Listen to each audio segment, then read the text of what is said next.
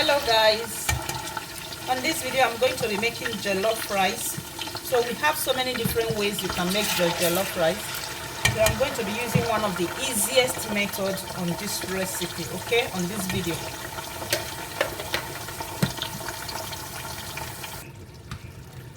So I'm going to be adding my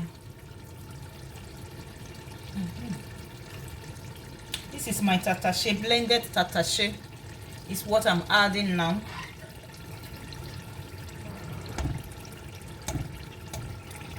So I'm going to combine everything together.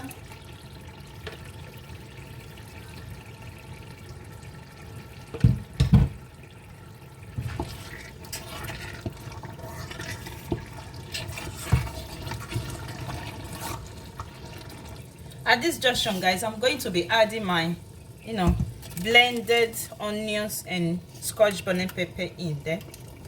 Like I told you guys, this is the simplest way to make, jollof stew.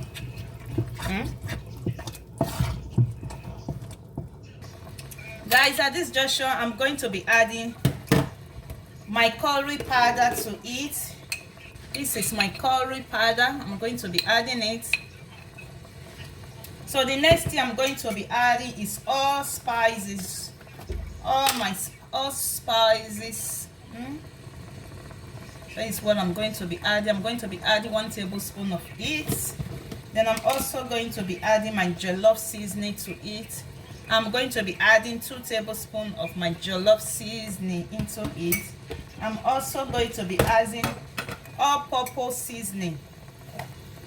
This is my all-purpose seasoning. I'm going to be adding it in there. I'm going to be adding 3 tablespoons of my all-purpose seasoning. Then I'm going to give it a stir. Guys, it's ready. It's ready. Our jollof stew is ready. So it's just for you to wash your rice and mix it together, and that is it. See you guys on my next video. Bye.